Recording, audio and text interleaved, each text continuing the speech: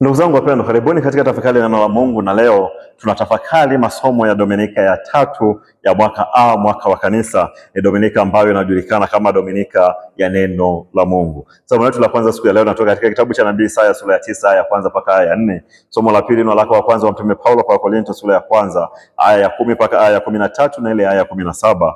Huku somo la injili ni Injili ya Mathayo sura ya 4 aya ya 12 mpaka aya ya 23. Karibuni basi ndugu zangu wapendwa, tuweze kutafakari kwa pamoja sehemu hii ya maandiko matakatifu. Na nipende kuwaomba na kuwakaribisha nyote ambao bado hamjasubscribe katika channel hii. Bonyeza maandishi yaliyoandikwa subscribe, kisha utabonyeza alama ya kengele itakayofuatia, na kuanzia hapo utafanyika mpendwa na mwanafamilia wa channel hii. Karibuni basi ndugu zangu wapendwa, tuweze kutafakari kwa pamoja sehemu hii ya maandiko matakatifu. Dominika njema, Dominika yenye baraka, Dominika hii ya leo. Dominika ya leo inajulikana kama Dominika ya neno la Mungu. Baba Mtakatifu Francisco aliweka Dominika ya tatu ya kipindi cha kawaida cha mwaka iwe ni Dominika ya neno la Mungu. Lengo la Dominika hii ni kuliadhimisha, kulisoma, kulitafakari neno la Mungu.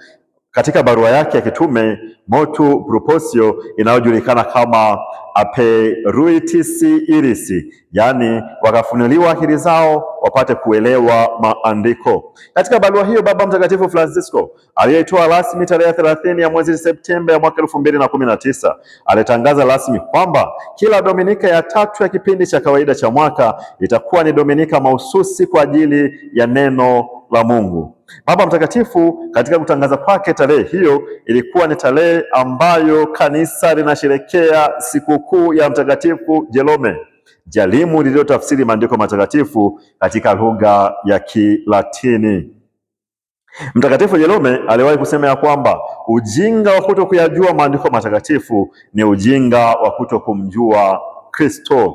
Baba Mtakatifu alitoa barua hii kipindi ambacho kanisa linaadhimisha miaka 1600 ya kifo cha mtakatifu huyo Mtakatifu Jerome. Baba Mtakatifu Francisco, kwa kuifanya kila Dominika ya tatu ya kipindi cha kawaida cha mwaka iwe ni Dominika ya neno la Mungu, aliuihuisha rasmi hati ya mtaguso mkuu wa Vatikano ya kidogmatiki ya ufunuo wa kimungu inayojulikana kama Dei Verbum, iliyotangazwa na Baba Mtakatifu Paulo wa sita tarehe ya 8 ya mwezi Novemba ya mwaka 1965, yenye kuyataja maandiko matakatifu kama ufunuo wa Mungu kwa wanadamu ambao unapaswa kupewa kipaumbele na wanadamu wote na unaopaswa kuheshimiwa na kila mmoja. Kutoka katika somo letu la kwanza ambalo kama jinsi ambavyo nimekwisha kufahamisha hapo awali ya kwamba inatoka katika kitabu cha nabii Isaya sura ya 9 aya ya kwanza mpaka ile aya ya 4. Uhamisho wa wakazi wa eneo fulani kuwapeleka eneo lingine ilikuwa ni mbinu iliyotumiwa sana kutawala makoloni ya dola ya Mesopotamia kati ya mwaka wa 745 mpaka mwaka wa 727 kabla ya Kristo. Njia hii ilitumiwa na wafalme wakubwa wawili ambao ni Tiglas-Pileseri watatu na mfalme Nebukadreza wa ufalme wa Babeli aliyetawala kuanzia mwaka wa 605 mpaka mwaka wa 562 kabla ya Kristo.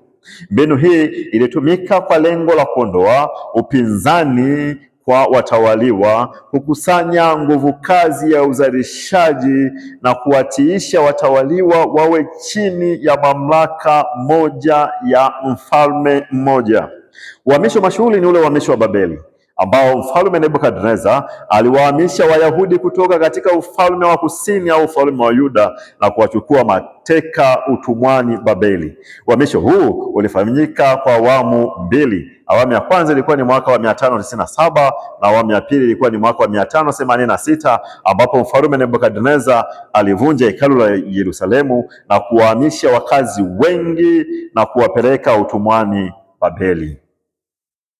Zaidi ya karne moja kabla ya uhamisho ule wa Babeli, ufalme wa kaskazini au ufalme wa Israeli ulikuwa umekwisha kugubikwa na wimbi la uhamisho na kupelekwa utumwani Ashuru. Uhamisho ulianza na mfalme Tiglas-Pileseri watatu alipoitawala kwa nguvu miji iliyoko katika ufalme wa Israeli na ambayo inapatikana kaskazini pamoja na mashariki mwa ufalme huo kati ya mwaka wa 734 mpaka mwaka wa 732 kabla ya Kristo. Wakati huo mfalme wa kaskazini alikuwa ni mfalme anayesifika zaidi kwa dhambi, anayejulikana kama mfalme Peka, mfalme mwovu, mfalme aliyekuwa ni chukizo mbele ya macho ya Mwenyezi Mungu, kama jinsi ambavyo tunavyozipata taarifa zake kutoka katika kitabu cha pili cha Wafalme sura ya 15 aya ya 29. Tigrasi aliiteka miji ya Ijoni, Abeli, Berimeka, Janoa, Kedeshi, Hazori, Gileadi, Galilaya na Naftali, na aliwachukua wakazi wa maeneo hayo na akawapeleka utumwani Ashuru. Hivyo katika ufalme wa kaskazini au ufalme wa Israeli ni mji wa Samaria pekee ambao wakazi wake hawakuchukuliwa kupelekwa utumwani kwa awamu hii ya kwanza. Na mnamo mwaka wa 722 kabla ya Kristo, wakati wa utawala wa mfalme mwingine anayejulikana kama mfalme wa Hoshea, alipojaribu kuwapindua Waashuru, waliovamia mji wa Samaria na kuwachukua Wayahudi kutoka katika mji wa Samaria, kisha akawapeleka utumwani Ashuru na akaleta wageni waweze kukaa katika mji huo, na walipozaliana na kuongezeka zaidi, ndio hao sasa wanaojulikana kama Wasamaria.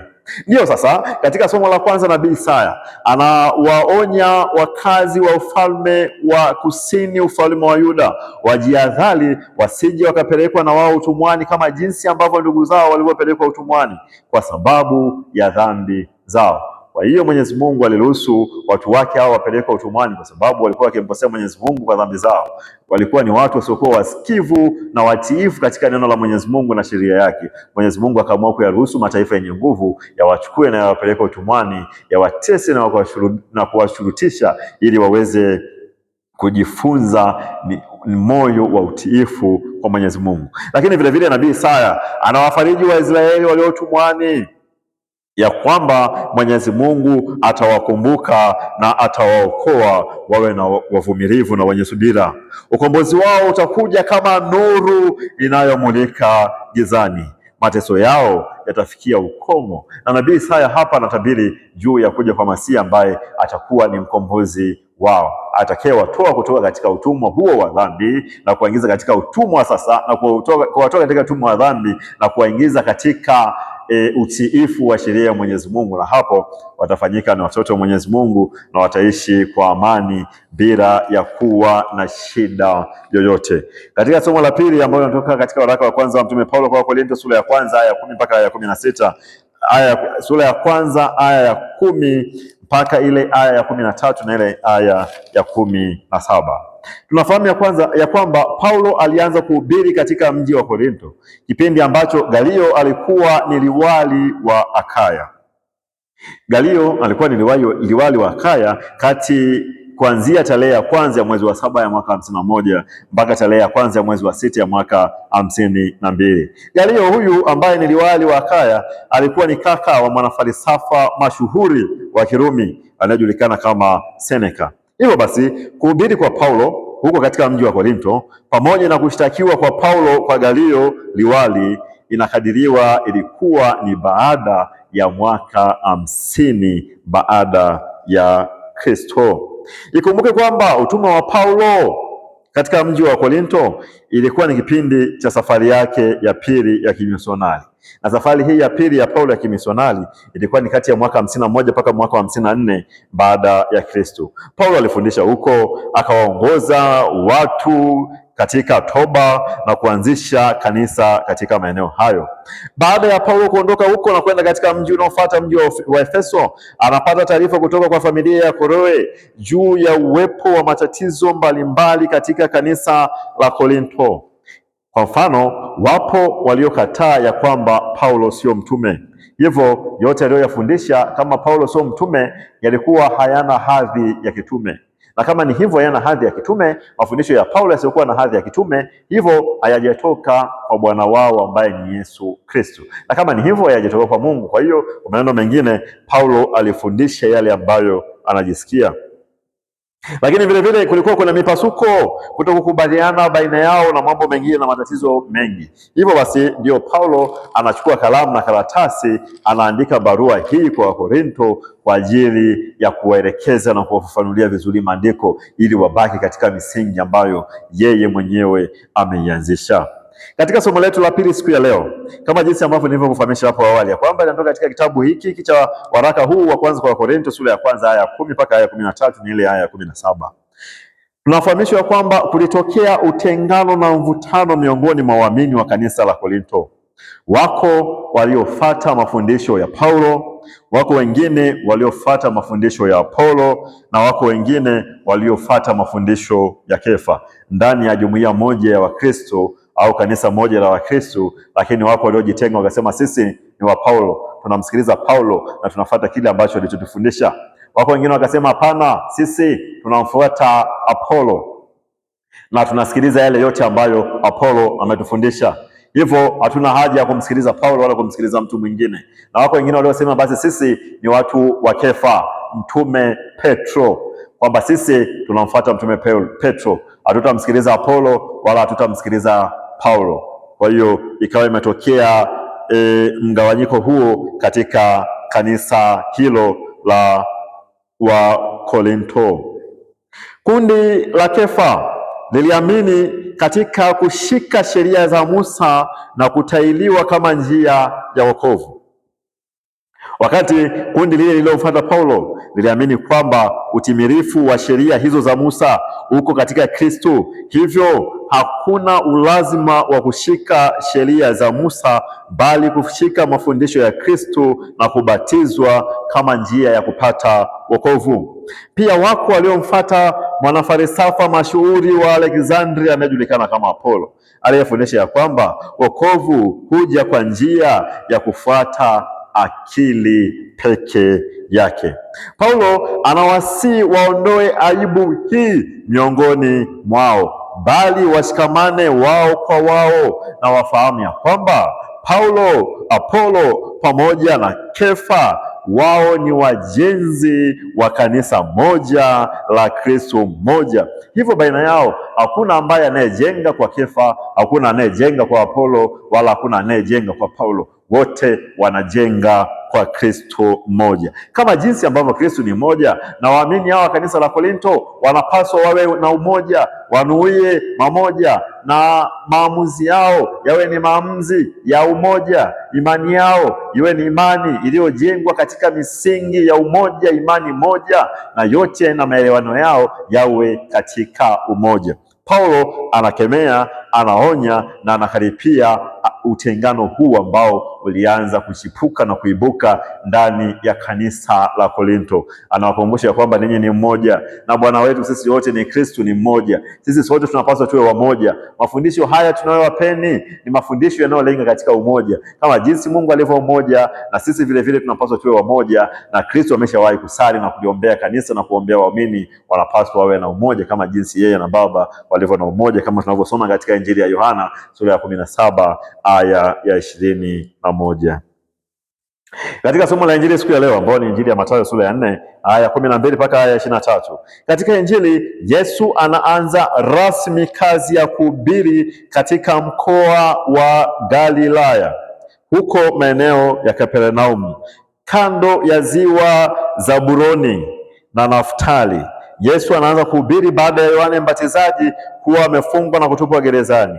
Na hivyo Yesu anaanza kwanza kwa kuwateua na kuwaita wanafunzi 12 miongoni mwa wanafunzi wake ambao aliwaita kwa jina la mitume, ambao atasaidiana nao katika kazi ya uinjilishaji na ambao watapata mamlaka yote katika kuhubiri na kuwafukuza pepo wabaya. Somo hili linatimiza utabiri wa nabii Isaya katika somo letu la kwanza, kwamba nuru imetokea gizani huko katika maeneo ya Zabuloni na Naftali, maeneo ya kando kando kabisa ambako Yesu alianza kuhubiri. Na katika mahubiri ya Yesu, kufundisha kwa Yesu, ujumbe wa msingi kabisa wa Yesu unadhihirishwa katika somo hili, ya kwamba tubuni na kuiamini Injili, kwa kuwa ufalme wa Mungu umekaribia. Hiyo ndiyo moto ya Yesu. Hicho tuseme ndicho kiini cha mafundisho ya Yesu. Katika yote ambayo aliyafundisha Yesu, Yesu alifundisha ya kwamba tubuni na kuiamini Injili kwa kuwa ufalme wa Mwenyezi Mungu umekaribia. Yesu alizunguka akihubiri katika masinagogi na katika maeneo mbalimbali, akiwaponya watu wenye shida mbalimbali, akifukuza pepo wabaya na kuunda ufalme wa Mwenyezi Mungu duniani. Hivyo ndugu zangu wapendwa, katika Dominika ya leo kuna mambo kadha wa kadha ambayo ningependa kwa pamoja tuweze kuyatafakari.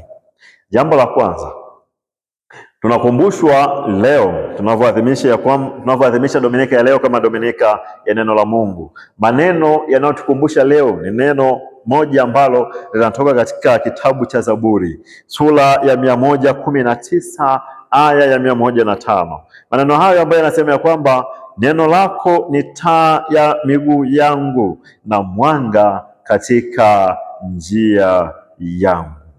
Siku zote ukifata njia katika giza, ni rahisi sana kupotea njia, ni rahisi sana kudhurika, kwa sababu huioni njia. Hauoni wapi kuna kigingi, utajikwaa; wapi kuna shimo, utadondoka katika shimo hilo; wapi kuna miba, utalaluliwa na miba; wapi kuna mnyama mkali ambao unaweza kumkanyaga akakulalua. Ukifuata njia yoyote gizani, matokeo yake ni hatari kubwa sana, unahatarisha usalama wako. Lakini unavyoifuata njia iliyo katika mwanga, iliyo katika nuru, unaiona njia ni hii, nikifika hapa nitakata kulia, nitakata kushoto. Unakiona kigingi, unakiruka kigingi. Unaliona shimo, unakwepa shimo. Basi safari yako itakuwa ni safari njema na yenye usalama.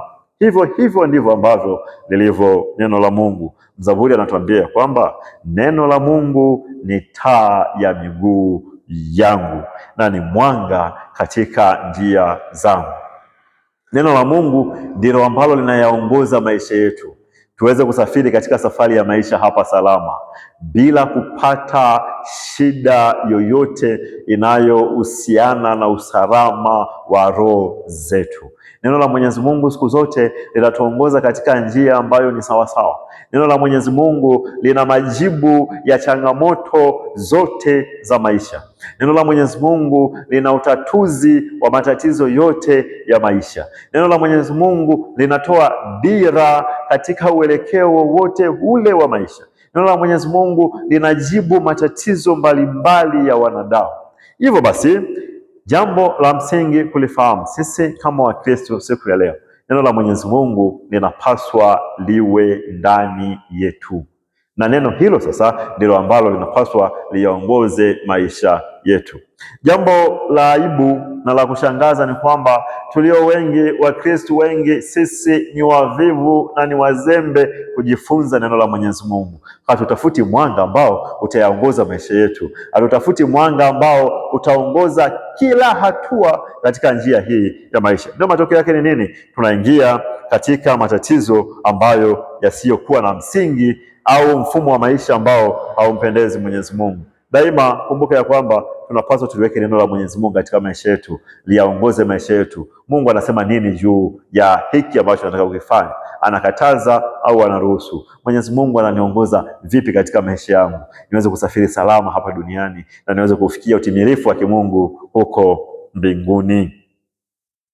Jambo lingine la pili, leo tunapotafakari Dominika hii ya neno la Mungu, tukumbuke ya kwamba neno la Mwenyezi Mungu linamuunda mtu ipasavyo ili awe mtu wa rohoni.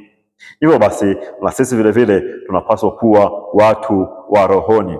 Mtu wa rohoni huongozwa kwa misingi ya sheria ya Mungu. Mtu wa rohoni hapendelei kama jinsi ambavyo Mwenyezi Mungu asivyowapendelea watu. Mungu anavyoleta mvua, analeta mvua kwa watu wote. Mungu anatupa hewa, watu wote tunavuta hewa. Mwenyezi Mungu anaachia baraka kwa watu wake.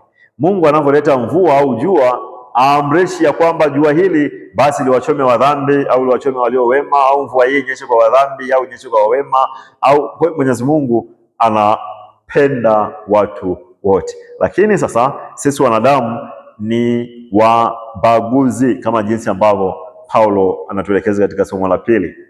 Waamini wa Korinto wanabaguana kwa misingi ya mitume.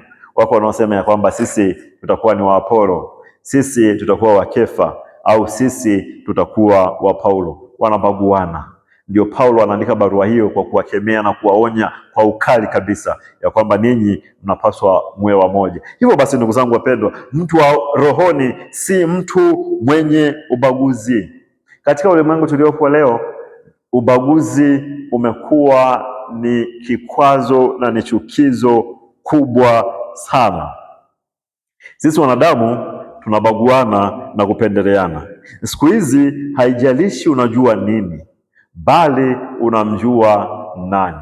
Ziko taasisi ambazo 90% ya wafanyakazi wa taasisi hizo ni ndugu wa damu, kwa sababu labda mkuu wa taasisi hiyo ni ndugu yao. Kwa hiyo anaamua kuvuta ndugu zake wote na kuwaajiri katika taasisi hiyo, na tena anawaajiri mpaka wale wasiokuwa na sifa katika taasisi hizo.